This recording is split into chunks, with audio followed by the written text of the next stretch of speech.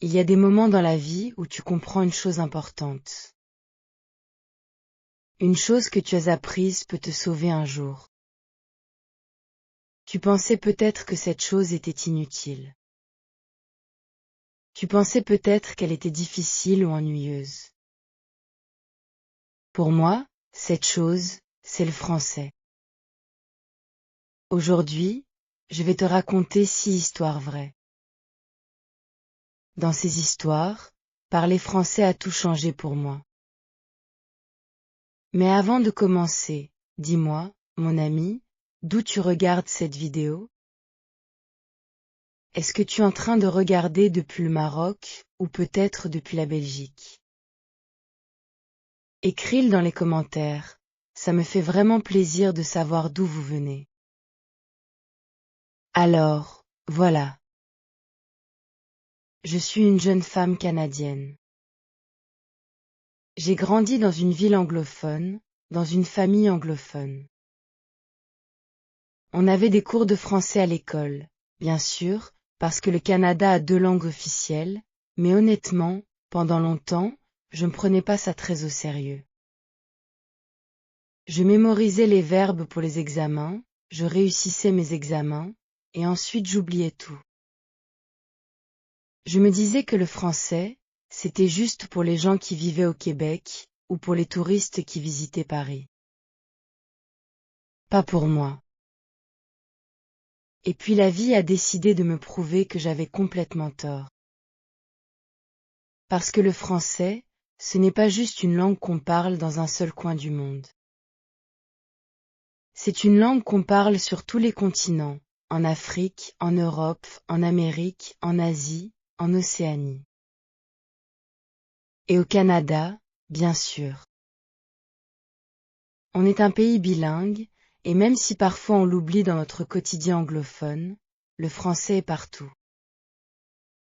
Il est dans les administrations, dans les aéroports, dans les hôpitaux, dans les magasins, dans les rues. Mais ce que je n'avais pas compris, c'est que le français n'est pas seulement utile. Il peut être essentiel. Il peut même sauver des situations que tu croyais impossibles à gérer. Voilà les 6 moments où j'en ai fait l'expérience moi-même. La première fois, j'avais 22 ans. Je finissais mes études universitaires et j'avais décidé de faire un stage à l'étranger.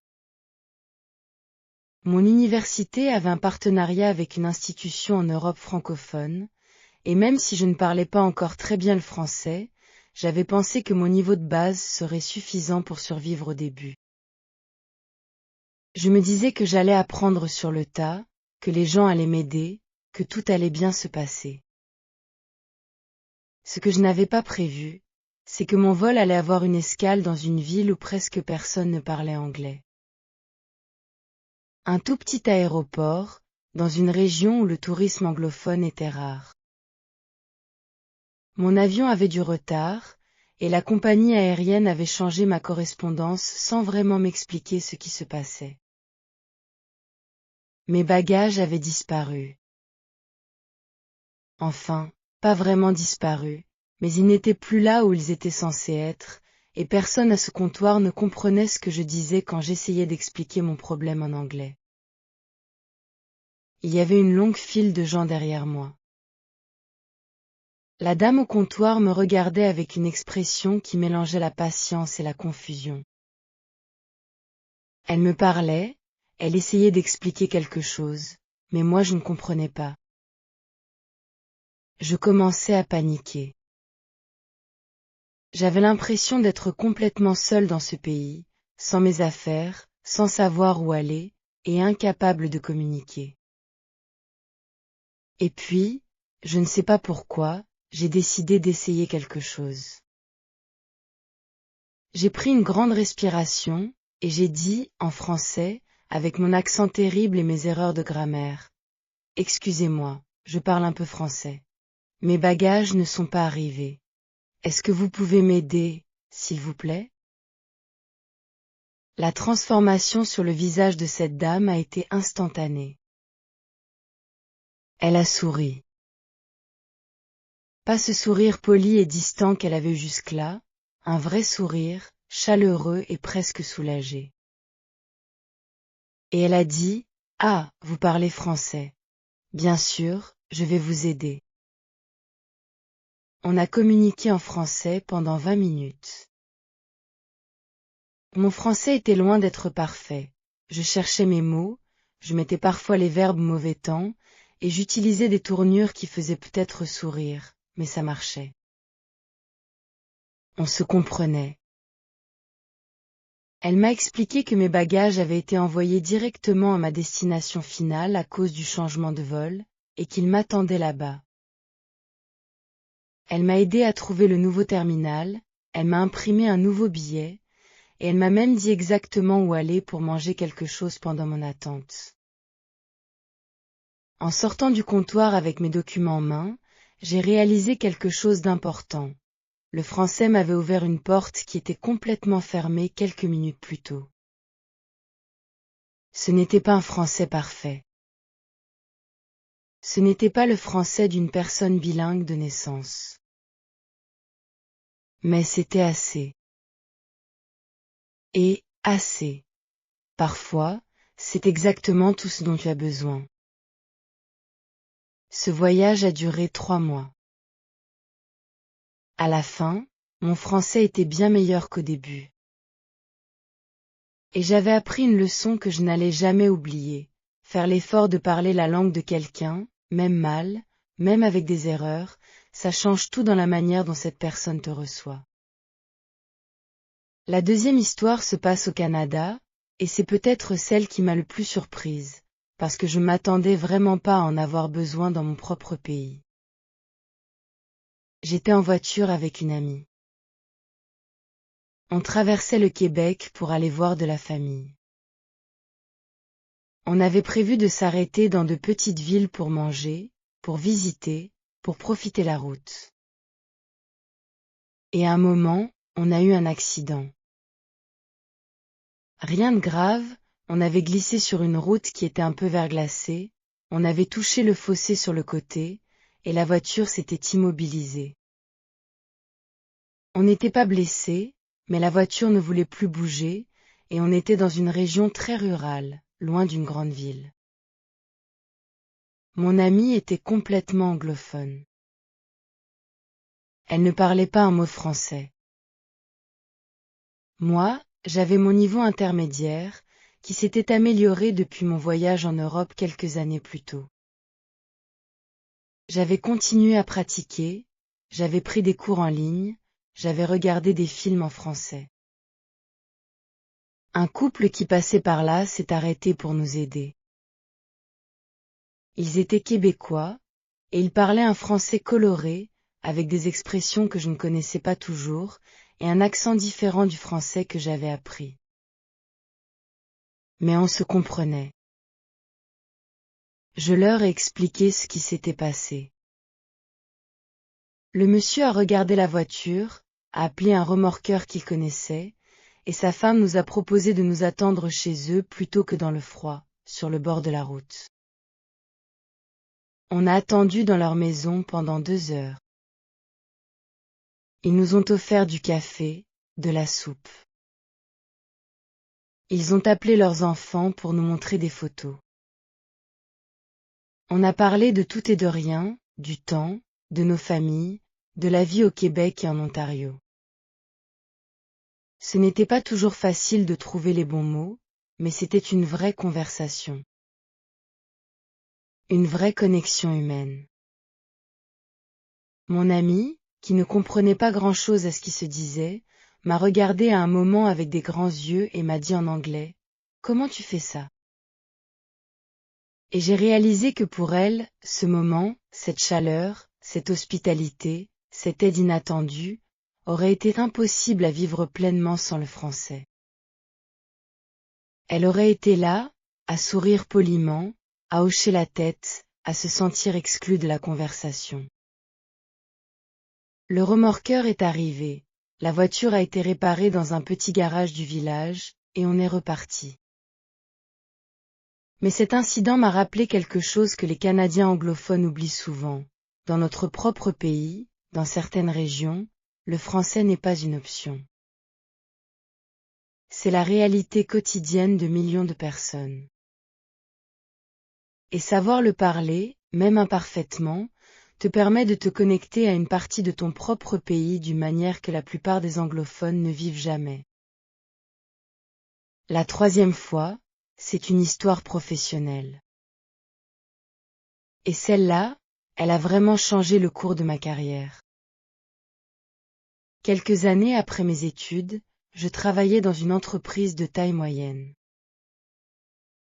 On était une équipe diversifiée, et mon travail consistait en partie à gérer des projets avec des partenaires extérieurs. Un jour, mon patron m'a annoncé qu'on allait travailler avec une nouvelle organisation partenaire, basée dans une région francophone. Il y avait une réunion importante prévue, et il cherchait quelqu'un dans l'équipe pour gérer la communication avec ce partenaire. Tout le monde dans mon équipe était anglophone. Personne ne parlait français, sauf moi, avec mon niveau qui était maintenant assez bon pour avoir des conversations complexes, même si j'avais encore des lacunes sur certains termes techniques. Mon patron ne savait pas que je parlais français. Je ne l'avais jamais mentionné parce que ça ne m'avait jamais semblé pertinent dans mon contexte de travail. Mais ce jour-là, j'ai pris mon courage à deux mains, et j'ai dit, je peux gérer ça. Je parle français. Il y a eu un silence dans la salle. Puis mon patron a dit, vraiment? Et j'ai dit, pas parfaitement, mais assez pour communiquer efficacement. On m'a confié cette responsabilité. Les premiers contacts ont été par courriel, ce qui m'a donné le temps de préparer mes messages soigneusement, de relire, de corriger. Puis il y a eu des appels téléphoniques, et là c'était plus difficile, parler sans voir la personne, sans pouvoir lire les expressions, sans avoir le temps de chercher mes mots. Mais j'ai fait de mon mieux, et les partenaires étaient très gentils et très patients.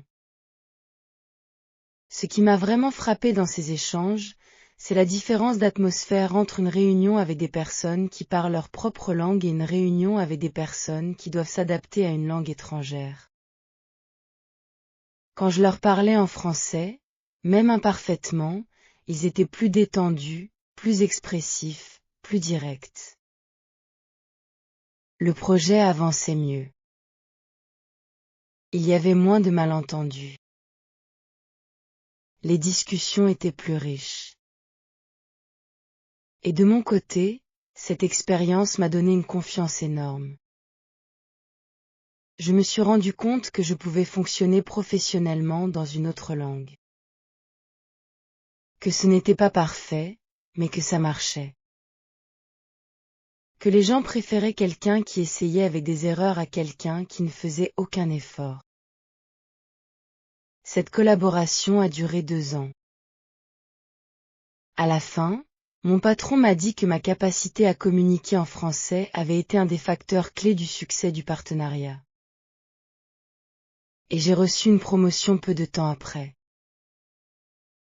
Le français m'avait sauvé la mise, cette fois dans un sens très concret. La quatrième histoire est différente des autres. C'est une histoire personnelle, émotionnelle. Et c'est peut-être celle qui me tient le plus à cœur. Il y a quelques années, j'ai traversé une période difficile dans ma vie. Je venais de sortir d'une relation longue et compliquée, j'avais changé de ville pour un nouveau travail, je n'avais pas encore construit de réseau social dans cette nouvelle ville. Je me sentais seule. Pas de manière dramatique, mais de cette façon sourde et persistante qui fait que les journées semblent longues et les soirées encore plus longues. Un soir, pour essayer de me changer les idées, j'ai décidé d'aller à un événement organisé par une association culturelle locale. C'était une soirée de conversation en langues étrangères, le genre d'événement où des gens se retrouvent pour pratiquer des langues étrangères ensemble, en échangeant avec des locuteurs natifs. Il y avait des tables pour différentes langues, espagnol, mandarin, portugais, arabe, et bien sûr, français. Je suis allée à la table de français. Il y avait là une dizaine de personnes, des Québécois, des Africains francophones, des Français, et quelques autres apprenants comme moi. On a parlé. On a ri. On a partagé des anecdotes sur nos difficultés avec la langue, sur les faux amis, sur les expressions idiomatiques qui n'ont aucun sens quand on les traduit mot à mot. Et là, j'ai rencontré quelqu'un. Une femme qui venait d'une ville d'Afrique de l'Ouest, qui était arrivée au Canada quelques mois plus tôt et qui cherchait elle aussi à créer des connexions dans cette nouvelle ville. On a commencé à parler en français, notre seule langue commune, parce qu'elle ne parlait pas très bien l'anglais à l'époque, et que sa langue maternelle était une langue que je ne connaissais pas du tout. On est devenus amis. De vrais amis. Elle m'a appris des choses sur sa culture, sur son pays, sur sa manière de voir le monde. Je lui ai montré la ville, je l'ai aidé à naviguer dans des démarches administratives qui pouvaient être compliquées. On cuisinait ensemble le week-end, elle faisait des plats que je n'avais jamais goûtés, et moi j'essayais de lui apprendre à faire des spécialités canadiennes, souvent avec des résultats hilarants. Cette amitié a été une bouée de sauvetage pendant cette période difficile. Et elle n'aurait pas été possible sans le français. Pas parce que l'anglais est moins bon, mais simplement parce que c'est le français qui nous a mis en contact, le français qui a créé ce premier lien et qui a servi de pont entre deux vies très différentes. Parfois, les langues ne servent pas seulement à communiquer. Elles servent à créer.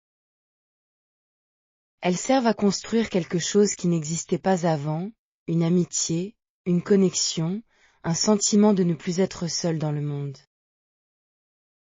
Le français m'a sauvé de la solitude. C'est peut-être la définition la plus profonde de « sauver la mise ». La 5e histoire est arrivée lors d'un voyage que j'ai fait dans un pays d'Afrique francophone.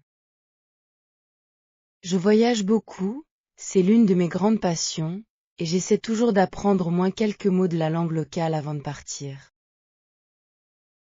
Mais dans ce pays-là, même si la langue nationale n'était pas le français était largement parlé, surtout dans les villes, dans les administrations, dans les transports.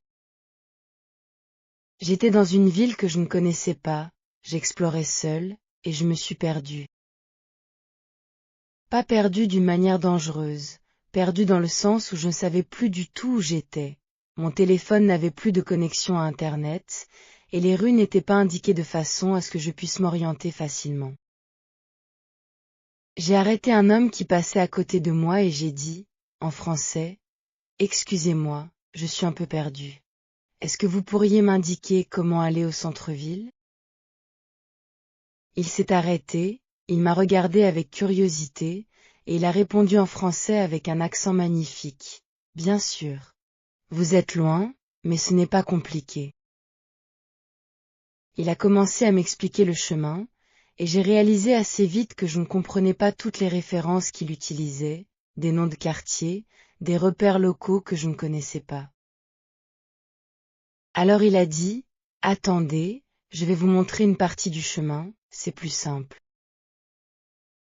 On a marché ensemble pendant peut-être 20 minutes. Et pendant ces 20 minutes, on a parlé. Il m'a demandé d'où je venais, pourquoi je voyageais seul, ce que je pensais de son pays. Je lui ai raconté mon expérience, mes premières impressions, ce qui m'avait surprise et ce que j'avais trouvé beau. À un moment, il a dit quelque chose qui m'a vraiment touchée. Il a dit, « Tu sais, les touristes qui viennent ici, souvent ils ne parlent pas français. Ils ont un guide qui traduit tout. Ils voient le pays, mais ils ne touchent pas vraiment le pays. Toi, tu touches. » Je n'ai jamais oublié cette phrase. Tu touches. Il voulait dire que j'entrais en contact avec la réalité de cet endroit, avec les gens, avec leurs histoires et avec leur quotidien, d'une manière que les barrières linguistiques rendaient impossible pour d'autres. On s'est dit au revoir au bout du chemin. Il était content, je crois, d'avoir eu cette conversation. Et moi j'étais à la fois soulagée d'être moins perdue, et profondément émue par cette rencontre impromptue. Voyager en sachant une langue change complètement l'expérience. Ce n'est plus juste regarder. C'est participer. Et la différence entre regarder et participer, c'est toute la différence du monde. La 6e et dernière histoire est peut-être la plus insolite. Et en même temps, c'est celle qui m'a le plus fait réfléchir à ce que signifie vraiment être bilingue, ou même simplement fonctionnel dans une deuxième langue. C'était pendant la pandémie. Tout le monde se souvient de cette période bizarre, anxieuse, où les règles changeaient tout le temps, où les frontières fermaient et rouvraient, où les voyages étaient compliqués et les informations contradictoires. Je devais rentrer au Canada depuis un pays étranger, et pour des raisons administratives compliquées, une erreur dans mes documents de voyage, un changement de règles qui était entré en vigueur quelques heures avant mon départ, j'avais été bloquée à l'aéroport. L'officier qui gérait mon cas parlait français. Uniquement français. Pas d'anglais, ou très peu, assez pour me dire qu'il ne parlait pas anglais. Je n'avais pas accès à un interprète. Il n'y avait pas d'application de traduction qui fonctionnait correctement dans ce contexte. Et là, j'ai compris que soit je me débrouillais en français, soit j'allais manquer mon avion et peut-être rester bloqué encore plusieurs jours, ce qui, dans ce contexte de pandémie, était une perspective très stressante. J'ai respiré profondément. Et j'ai commencé à parler.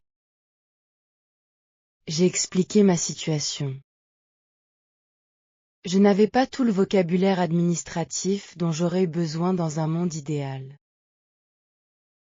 Je ne connaissais pas les termes exacts pour parler de visa, de tampons de passeport, de catégorie de voyageurs.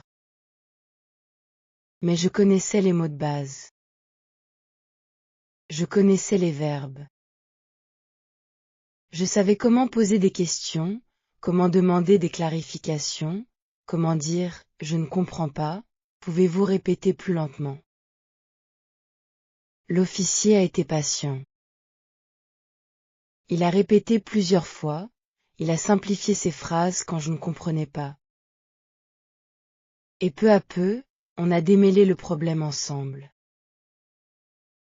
Il manquait un document que j'avais en fait dans ma boîte de réception, je ne savais juste pas que c'était ce document-là qui était demandé.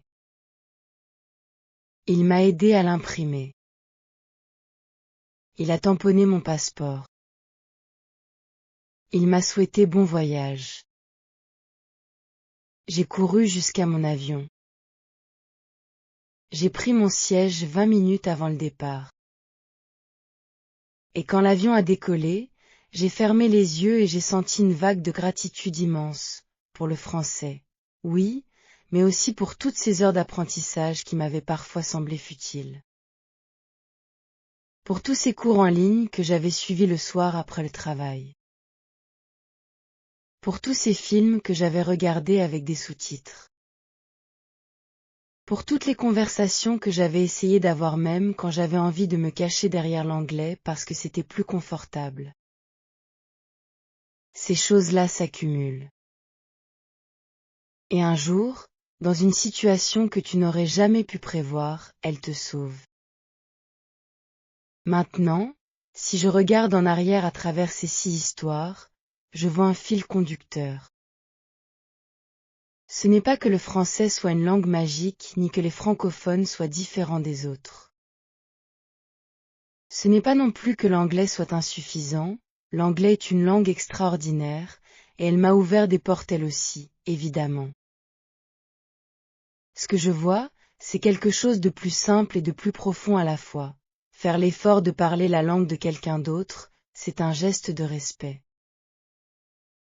C'est une manière de dire, je vois que tu as un monde à toi, et j'essaie de m'en approcher. Pas parfaitement, pas toujours avec élégance, mais sincèrement. Et les gens répondent à cette sincérité. Pas parce qu'ils sont naïfs, mais parce que la sincérité est rare. Dans un monde où on pourrait facilement s'enfermer dans sa langue maternelle, dans ses habitudes, dans sa zone de confort linguistique, choisir de s'aventurer dans une autre langue, c'est un choix. Et les gens le voient. Et ça change tout. Je pense souvent aux Canadiens anglophones qui ne parlent pas français. Pas pour les juger, j'en ai fait partie pendant longtemps. Mais je pense à tout ce qu'il manque. Les conversations avec des voisins québécois. Les films québécois magnifiques, avec leur humour particulier et leur façon si spécifique de regarder le monde. La poésie des chansons francophones. Les romans d'auteurs francophones africains qui offrent des perspectives qu'on ne trouve pas facilement ailleurs. Les rencontres de voyage dans des dizaines de pays où le français ouvre des portes que l'anglais ne peut pas atteindre. Je pense aussi aux gens qui apprennent le français en ce moment, partout dans le monde. Des gens qui trouvent les verbes irréguliers frustrants, et ils ont raison, ils sont frustrants. Des gens qui n'arrivent pas à entendre la différence entre certains sons. Des gens qui ont l'impression que les natifs parlent trop vite et qu'ils ne comprennent jamais rien en situation réelle. À ces gens-là, je veux dire, continuez. Pas parce que ce sera toujours facile. Pas parce que vous n'allez jamais vous sentir stupide ou perdu. Mais parce que les moments où vous avez besoin de cette langue ne s'annoncent pas à l'avance. Ils arrivent quand vous ne les attendez pas, dans un aéroport, sur le bord d'une route enneigée, dans une réunion de travail, lors d'une soirée solitaire où vous cherchez une connexion, dans une rue que vous ne connaissez pas, dans un bureau administratif pendant une crise mondiale. Et quand ils arrivent, vous serez soit prêt, soit pas. Et la différence entre ces deux états, cette préparation qui ressemble parfois à une lubie, à une perte de temps, à un passe-temps sans utilité pratique, peut être immense. L'apprentissage d'une langue, c'est un investissement à long terme dans ta liberté. Dans ta capacité à te débrouiller. Dans ta capacité à te connecter. Dans ta capacité à voir le monde depuis plusieurs angles à la fois. Je parle du français parce que c'est ma deuxième langue, parce que c'est la langue qui m'a personnellement sauvé 6 fois. Mais ce que je dis s'applique à n'importe quelle langue. Si tu apprends l'espagnol, l'arabe, le portugais, le mandarin, le swahili, tu construis quelque chose. Même si tu n'en vois pas encore l'utilité. Même si les résultats semblent lents. Tu construis quelque chose de réel. Et je veux ajouter quelque chose d'important, parce que je pense que c'est une des erreurs les plus communes dans l'apprentissage des langues, on attend d'être prêt pour parler. On se dit qu'on va attendre d'avoir un meilleur niveau, d'avoir moins d'accent, de mieux connaître la grammaire. Et pendant qu'on attend d'être prêt, on passe à côté de dizaines d'occasions de pratiquer, d'apprendre, de se connecter. Personne n'est jamais complètement prêt. Les natifs eux-mêmes font des fautes. Les natifs utilisent des mots de manière incorrecte, mélangent des registres, inventent des expressions. La langue, c'est quelque chose de vivant, de mouvant, de jamais parfaitement fixé. Alors parle. Parle mal si nécessaire. Parle avec des hésitations, avec des erreurs, avec un accent étranger. Parce que c'est en parlant qu'on apprend, pas en attendant d'être parfait. Moi, j'ai appris cela dans un aéroport perdu, avec mes bagages qui avaient disparu et une dame au comptoir qui attendait patiemment que je trouve mes mots. C'est là que j'ai vraiment commencé à comprendre ce que signifie parler une deuxième langue. Pas dans une salle de classe. Pas en regardant des vidéos. Dans la vraie vie, avec ses complications et ses imprévus et ces gens qui ont envie de t'aider si tu leur donnes une chance de le faire. Depuis ces 6 histoires, ma relation avec le français a continué d'évoluer. Je ne suis plus à un niveau intermédiaire, je dirais que je suis maintenant avancé, même si j'ai encore des lacunes, même si certains sujets me posent encore des difficultés. J'ai lu des romans en français. J'ai regardé des séries télévisées sans sous-titres. J'ai eu des conversations philosophiques longues et compliquées. J'ai écrit des courriels professionnels complexes. J'ai fait des blagues, et elles ont fait rire les gens, ce qui est peut-être le preuve ultime de la maîtrise d'une langue. Mais ce que je chéris le plus dans mon parcours avec le français, ce ne sont pas les moments où je me suis sentie élégante ou fluide. Ce sont les moments où j'ai été maladroite, hésitante, imparfaite, et où ça a quand même fonctionné. Où la communication a quand même eu lieu. Où la connexion s'est quand même créée. Parce que c'est ça, le vrai miracle des langues. Ce n'est pas la perfection. C'est le pont. C'est la possibilité de traverser l'espace qui sépare deux personnes de deux mondes différents, et de se retrouver, ne serait-ce qu'un instant, du même côté de la rivière. Et j'ai eu de la chance, mon ami, d'avoir une langue qui m'a offert ça.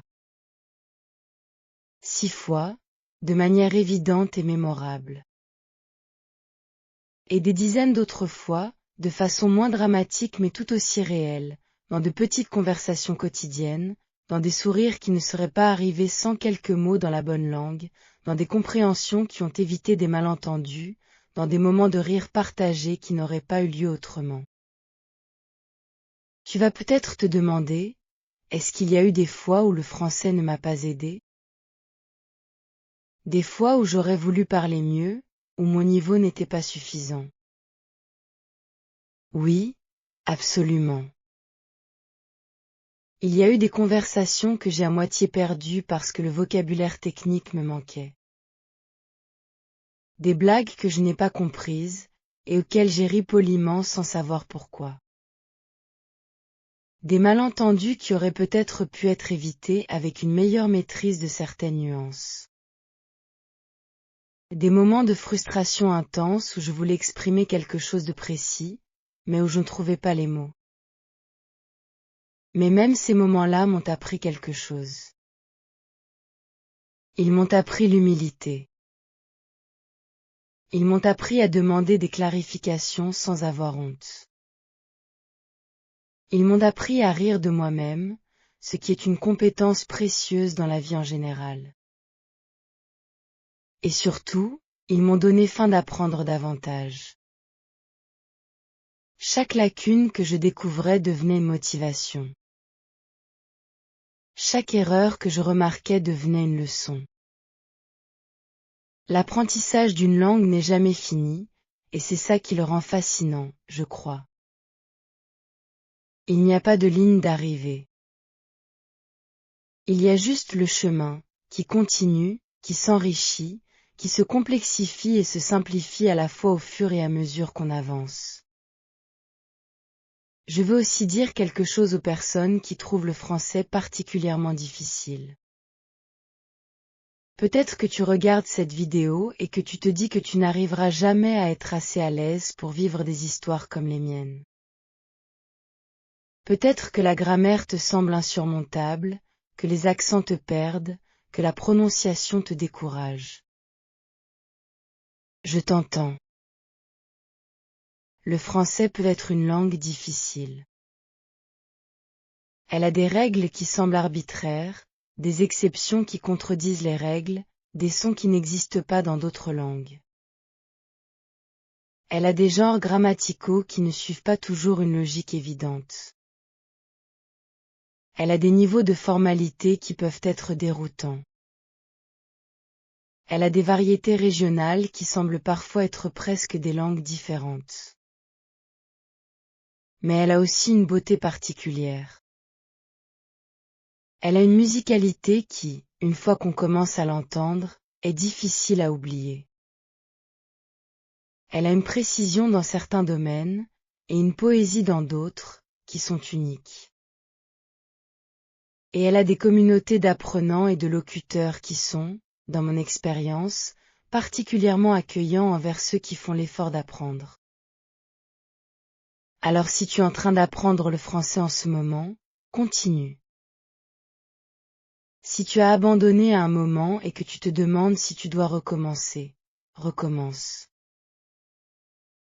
Et si tu n'as pas encore commencé et que tu hésites, commence. Tu ne sais pas encore de quelle situation cette langue va te sortir. Tu ne sais pas encore quel ami elle va te permettre de trouver, quelle porte elle va t'ouvrir, quel moment impossible elle va te permettre de gérer. Mais je te promets que le moment viendra. Et quand il viendra, tu seras content d'y avoir investi ce temps, cette énergie, cette patience. Parce que les langues, c'est ça, finalement. C'est un investissement en toi-même. C'est une manière d'élargir ta capacité à être dans le monde. Et c'est une des choses les plus belles et les plus utiles que tu puisses faire pour toi-même. Ces 6 histoires sont les miennes. Mais elles auraient pu être celles de n'importe qui. Parce que les langues nous sauvent tous, d'une façon ou d'une autre. Elles nous sauvent de la solitude, de la confusion, de l'isolement, du sentiment d'être étranger dans un monde qui ne nous comprend pas. Elles nous donnent accès à des mondes qui auraient été fermés sans elles. Et pour moi, le français a été cette clé-là. Cette clé qui a ouvert 6 portes que je n'attendais pas, dans des moments que je n'avais pas anticipés, avec des personnes que je n'aurais jamais rencontrées autrement. Merci de m'avoir écouté jusqu'au bout, mon ami. Si tu as aimé cette vidéo, partage-la avec quelqu'un qui apprend le français, ou qui hésite à commencer. Dis-lui que ça vaut la peine. Dis-lui que même un niveau intermédiaire peut faire une différence immense. Dis-lui que les erreurs font partie du voyage, et que le voyage en vaut vraiment la peine. Et n'oublie pas, écris dans les commentaires le pays depuis lequel tu regardes. Est-ce que tu regardes depuis la Côte d'Ivoire? Depuis la Suisse? J'adore lire vos réponses, ça me rappelle à quel point le français est vraiment partout dans le monde. À la prochaine, et continuez à apprendre.